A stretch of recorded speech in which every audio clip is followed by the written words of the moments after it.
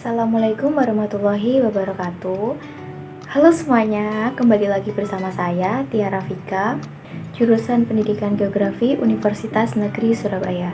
Bagaimana kabarnya kalian semua? Alhamdulillah.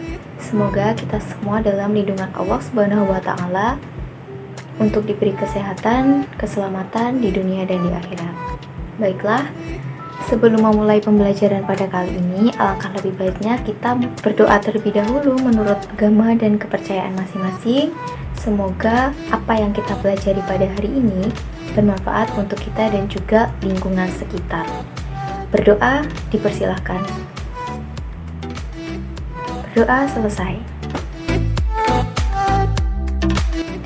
Oke, kali ini kita akan membahas mengenai materi KD 3.2, yaitu dasar-dasar mengenai pemetaan, penginderaan jauh, dan juga sistem informasi geografis. Nah, kita akan mempelajari mengenai dasar-dasar peta. Nah, sebelum kita mempelajari dasar-dasar peta, kita harus mengetahui dulu apa itu peta. Nah, ada yang tahu peta itu apa? Oke, kita bahas satu persatu ya. Nah, ini adalah pengertian peta. Jadi, peta itu apa sih? Nah, peta itu sederhananya adalah gambaran muka bumi yang digambarkan pada bidang datar dan diproyeksikan dengan ukuran tertentu yang diperkecil dan dipertanggungjawabkan secara visual maupun matematik. Nah, jadi kalian sudah tahu apa itu peta. Nah, lebih jelasnya kalian bisa cari di Google atau di buku untuk menambah pemahaman kalian mengenai peta. Nah, selanjutnya adalah unsur-unsur peta. Unsur-unsur peta itu ada berapa sih? Oke, kita bahas satu persatu. Nah, setelah mengetahui pengertian peta, mari kita beranjak ke unsur-unsur peta. Nah, unsur-unsur peta ini kan ada banyak. Mari kita bahas satu persatu supaya kalian paham unsur-unsur peta itu apa aja. Nah, yang pertama adalah judul. Judul ini harus dicantumkan pada peta karena apa? Untuk mempermudah kita mencari informasi dan mencari wilayah pada peta tersebut. Kemudian yang kedua ada insert. Yang ketiga ada penunjuk arah. Nah, penunjuk arah ini juga penting dan wajib dicantumkan pada peta karena apa? Karena ini mempermudah kita untuk melihat apakah wilayah tersebut menghadap pada arah utara, selatan, timur, barat. Kemudian ada simbol. Nah, simbol ini kan ada macam-macam. Ada simbol garis, simbol area, simbol warna. Itu kalau simbol area ini biasanya untuk danau, kemudian bendungan, waduk seperti itu ya. Kalau untuk simbol garis itu untuk simbol sungai, kemudian jalan raya dan sebagainya. Kemudian ada legenda. Kalian sudah tahu legenda kan? Nah, kemudian ada sumber peta. Nah, sumber peta ini harus dicantumkan supaya kita tahu sumber peta ini dari mana, siapa yang mengambil peta tersebut, mengambil gambar peta tersebut. Nah, selanjutnya tahun pembuatan. Nah, tahun pembuatan ini juga harus dicantumkan agar kita tahu tahun pembuatan peta itu kapan. Peta itu bisa kadaluarsa loh ya, makanya kita harus membuat peta tahun pembuatan. Karena apa? Misalnya nanti ada pemekaran wilayah seperti ada di Kalimantan.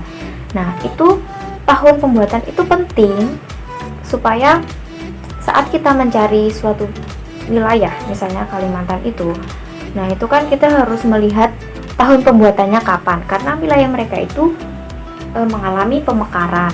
Nah, selanjutnya adalah garis tepi pada peta. Nah, garis tepi pada peta ini berfungsi untuk membatasi peta tersebut, gambar peta tersebut dengan titik koordinat. Nah, kemudian gratikul. Gratikul itu titik koordinat yang ada di sebelahnya garis tepi. Itu berfungsi untuk apa? Supaya gambar tersebut tidak melenceng-melenceng. Supaya kita tahu juga titik koordinat peta tersebut berada di koordinat berapa. Kemudian skala. Nah, skala ini sudah wajib tercantum di dalam peta untuk bisa dikatakan sebagai peta yang benar dan lengkap. Kemudian warna. Nah, warna ini seperti yang ada di legenda tadi, warna ini berfungsi untuk mengetahui apakah ini dataran tinggi, dataran rendah, atau ini lahan hijau atau lahan gersang, seperti itu. Kemudian tipe huruf. Nah, tipe huruf dalam peta ini berbeda-beda ya. Misalnya tipe huruf untuk wilayah kabupaten atau kota. Kemudian tipe huruf untuk penulisan sungai itu juga sudah beda. Nah, selanjutnya adalah mengenai fungsi peta. Nah, fungsi peta yang pertama adalah menunjukkan posisi. Ya, sudah pasti peta itu fungsinya untuk menunjukkan posisi suatu wilayah, untuk mempermudah kita mengetahui wilayah tersebut berada di posisi strategis, posisi astronomis, seperti itu. Kita bisa mendeskripsikan nanti setelah kita melihat peta tersebut. Nah, yang kedua adalah menentukan jarak dua tempat. Itu sudah pasti karena ketika satu wilayah, misalnya Surabaya dengan Sidoarjo. Nah, kita bisa menentukan jarak itu dari peta dengan cara kita harus mengetahui skala peta tersebut berapa dan juga jarak antara Surabaya dan kota Sidoarjo pada peta itu berapa senti. Kita bisa menghitung itu dan kita bisa memperkirakan jarak dua posisi tersebut, dua posisi wilayah tersebut berapa kilometer jaraknya. Seperti itu. Nah, yang ketiga adalah memperlihatkan bentuk muka bumi. Nah, ini sudah pasti karena bumi itu berbentuk bulat, kita hidup di bumi, berada di litosfernya. Jadi kita tidak bisa melihat bumi secara keseluruhan itu tanpa kita menggambarkan atau memproyeksikan bentuk bumi tersebut dalam ukuran yang lebih kecil. Nah, kemudian media informasi geografis. Nah, peta ini sebagai media informasi geografis, ya seperti yang saya bilang tadi, seperti kita bisa menentukan jarak antara dua wilayah. Kita bisa menentukan posisi. Nah, peta ini sebagai media informasi. Nah, kemudian sumber data untuk perencanaan dan pelaksanaan pembangunan. Nah, ini sangat penting ya, fungsi peta pada perencanaan pembangunan. Karena apa? Karena sebelum kita merencanakan pembangunan atau melaksanakan pembangunan, kita itu harus mengetahui wilayah tersebut itu berada di posisi strategis atau enggak, posisi astronomisnya berapa, supaya kita bisa mengetahui apakah wilayah tersebut baik untuk dilakukan pembangunan ataupun tidak. Jadi peta ini untuk menganalisis wilayah tersebut, apakah wilayah tersebut baik untuk dilakukan pembangunan maupun tidak. Nah, analisis itu tidak hanya mengenai jarak, mengenai arah, tidak hanya seperti itu, tapi juga bisa mengenai jenis tanah. Jadi ketika kita melakukan pembangunan, misalnya pembangunan rumah sakit, kita bisa menganalisis jenis tanah tersebut melalui peta. Seperti itu. Nah, selain kita mengetahui jenis tanah, kita juga bisa memperkirakan jarak. Misalnya kita ingin membangun rumah sakit, atau misalnya kita membangun rumah saja. Kita bisa membangun rumah. Nah, ketika kita membangun rumah, kita akan mempertimbangkan rumah kita akan dekat dengan fasilitas umum, misalnya fasilitas kesehatan, rumah sakit, kemudian fasilitas pendidikan, sekolah, dan juga misalnya administrasi pemerintahan, supaya memudahkan kita untuk menjangkau wilayah-wilayah tersebut. Seperti itu ya. Nah, itu tadi adalah mengenai fungsi peta. Nah, kalian sudah paham mengenai peta, pengertian, unsur-unsurnya, kemudian fungsinya, kalian sudah paham. Mari kita beranjak ke penginderaan jauh. Nah, penginderaan jauh itu apa sih? Jadi, penginderaan jauh itu adalah suatu teknik dan seni untuk memperoleh informasi objek dari jarak jauh tanpa kontak langsung dengan objek. Jadi, penginderaan jarak jauh ini nanti hasilnya sama seperti peta, tetapi kita tidak langsung ke lokasi tersebut untuk memproyeksikan peta tersebut. Jadi, kalau penginderaan jauh ini kita menggunakan sensor dan satelit. Kita memanfaatkan dua komponen tersebut. Nah, selanjutnya adalah unsur-unsur penginderaan jauh. Apa saja unsur-unsur penginderaan jarak jauh? Nah, unsur-unsur penginderaan jauh yang pertama ada sumber tenaga. Nah, sumber tenaga untuk penginderaan jarak jauh ini adalah matahari. Yang kedua ada atmosfer. Nah, atmosfer ini sebagai perantara interaksi antara tenaga dan juga objek. Yang ketiga, interaksi antara tenaga dan objek. Nah, yang keempat ada sensor. Sensor ini berfungsi untuk menyerap objek yang ada di permukaan bumi dan memantulkannya ke satelit. Nah, yang kelima wahana.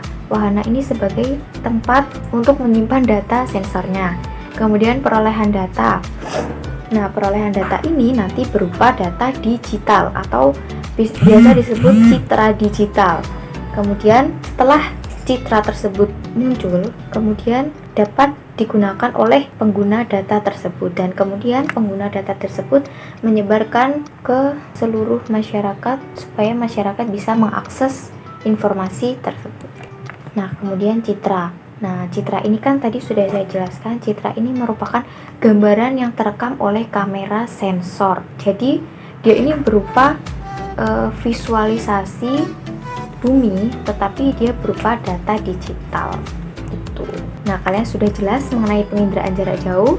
Kalau gitu, kita beranjak ke sistem informasi geografis. Nah, apa sih sistem informasi geografis itu? Jadi sistem informasi geografis itu adalah suatu sistem yang bertugas untuk mengumpulkan, mengelola, menyajikan data atau informasi yang berkaitan dengan geografi. Nah, ini hampir mirip dengan penginderaan jarak jauh. Nah, komponen sistem informasi geografis itu ada apa aja? Ini komponennya ada perangkat keras, perangkat lunak, komponen manusia sebagai pengguna, dan juga publikasi data geografis. Sudah jelas ya komponen mengenai sistem informasi geografis. Mari kita sekarang ke ruang lingkup sistem informasi geografis. Nah, yang pertama ada input data, kedua manipulasi data, ketiga manajemen data, keempat analisis, kelima analisis proximity, keenam analisis overlay, dan yang ketujuh visualisasi. Nah, itu tadi adalah materi mengenai pemetaan, penginderaan jauh, dan juga sistem informasi geografis. Nah, semoga kalian bisa memahami apa yang saya sampaikan. Cukup sekian, saya mohon maaf jika ada kurang lebihnya. Wassalamualaikum warahmatullahi wabarakatuh. Sampai jumpa.